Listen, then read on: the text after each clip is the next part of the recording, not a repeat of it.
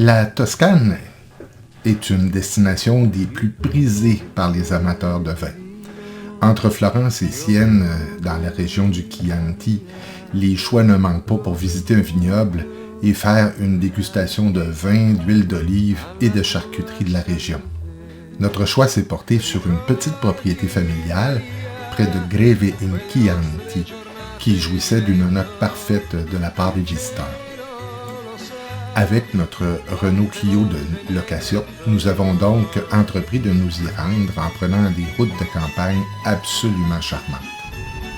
Mais si vous êtes nerveux comme ma copilote, vous n'aimerez peut-être pas ces routes étroites et sinueuses où les motocyclistes s'adonnent à la plus grande délinquance.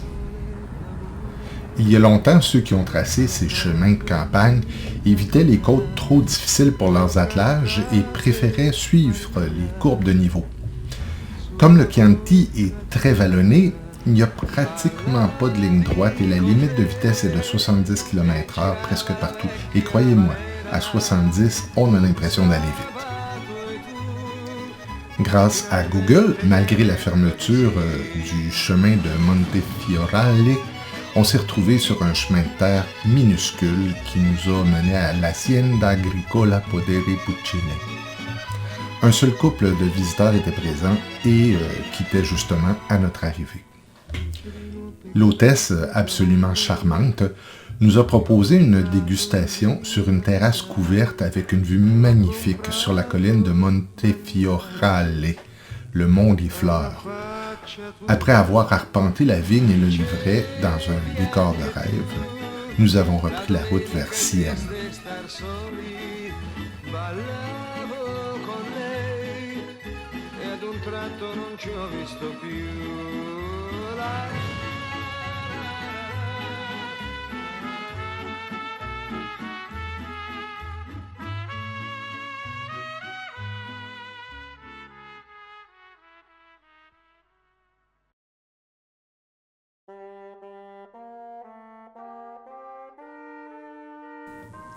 Ah, Siena!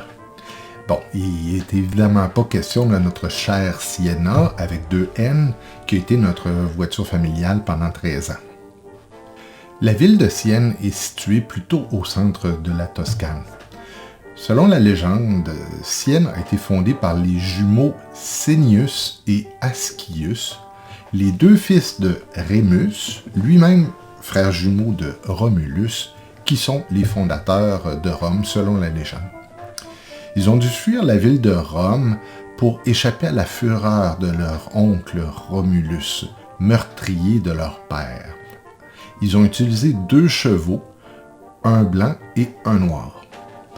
Ils s'arrêtèrent donc dans la vallée de la Tressa et ont fondé une ville qu'ils ont baptisée du nom de l'aîné, même si ce sont des jumeaux, c'est-à-dire Sienne.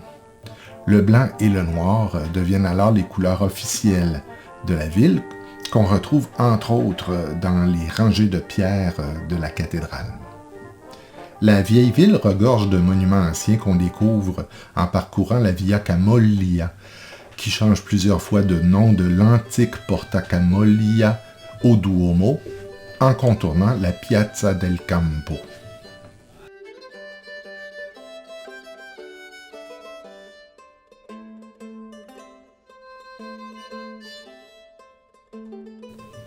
C'est dans cette grande place de la ville que se déroule 2 fois l'an le Palio, une course de chevaux opposant les contradas, c'est-à-dire les quartiers ou les paroisses de Sienne.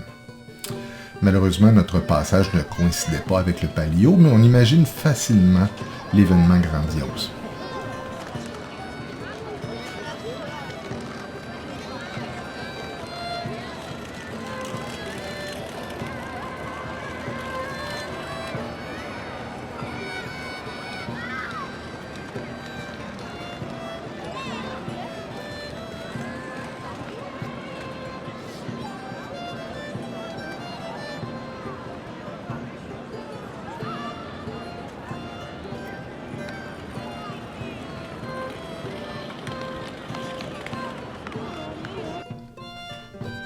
Le Duomo, ou la cathédrale Santa Maria Assunta de Sienne, n'est peut-être pas la plus grande ou la plus belle d'Italie, mais elle a une personnalité bien à elle.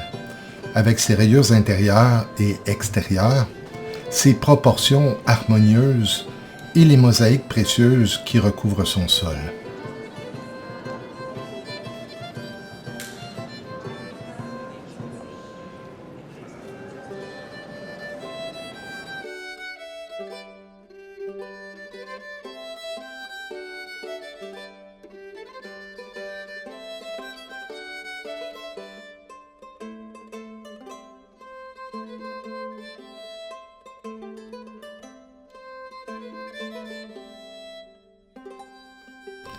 Il reste un grand mur d'une nef monumentale qui devait rivaliser avec Florence, la Faccazione, mais elle n'a pas pu être réalisée entre autres à cause de la peste. La Libreria Piccolomini, attenante au Duomo, et la bibliothèque du cardinal Francesco Piccolomini, le futur Pie III, dédiée aux épisodes de la vie de son oncle, le pape Pie II. Elle renferme des fresques évoquant la vie de Pie II et un ensemble de psautiers médiévaux du genre qu'on voit écrire par les moines dans le film Le nom de la rose, d'après le roman d'Umberto Eco. Personnellement, j'ai trouvé très émouvant de pouvoir en contempler les enluminures et aussi la notation musicale grégorienne à 4 lignes. Et là comme ailleurs, nous n'avons pas pu résister à l'odeur des merveilleuses pizzas italiennes.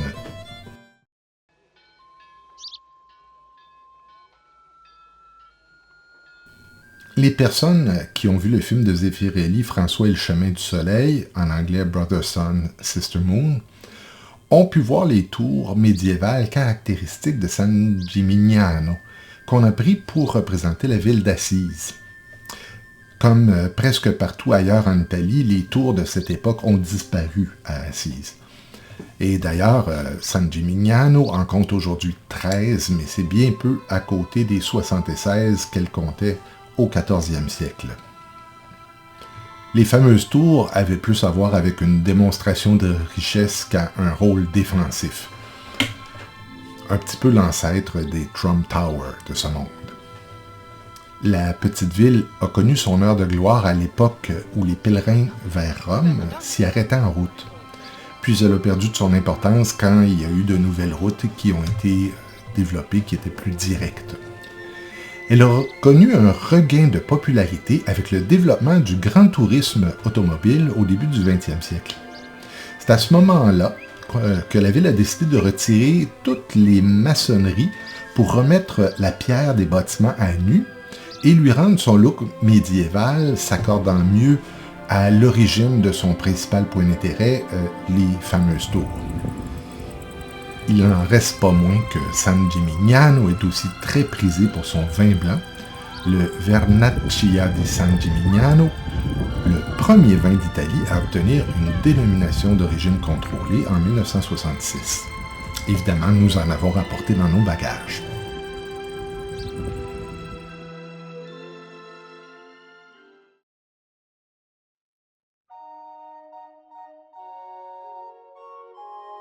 En se dirigeant vers la Méditerranée au nord-est, on recroise le fleuve Arno dans la ville de Pise, célèbre pour vous savez quoi. D'ailleurs, pas étonnant que Galilée ait choisi la place pour tester sa théorie sur la gravité, qui était d'ailleurs erronée, puisque c'était sa ville natale. Pise a aussi connu son heure de gloire grâce à sa puissance navale, même avant l'époque romaine, alors que son histoire remonte à plus de 500 ans avant Jésus-Christ. Malgré les attaques des pirates sarrasins, elle a déjà dominé la Corse et la Sardaigne, mais la République de Pise a été finalement conquise par Gênes, puis par la très puissante Florence.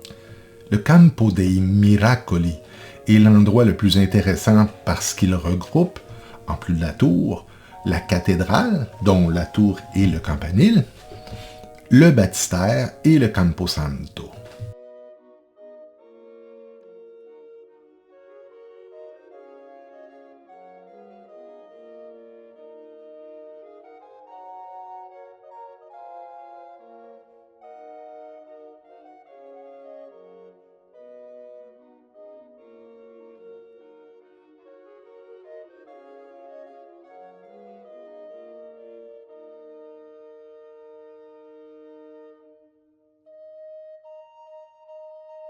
D'ailleurs, tous les édifices de la place penchent, mais pas autant que la tour, en raison de la petitesse de ses fondations. La tour de Pise a commencé à pencher dès la construction de son 3e étage. Et si on prête attention, on pourra remarquer que les étages suivants sont une tentative de redressement, de sorte que la tour est un peu courbée.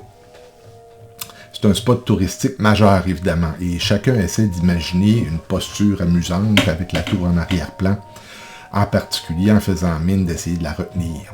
Mais j'ai vu personne essayant malicieusement de la faire pencher encore plus.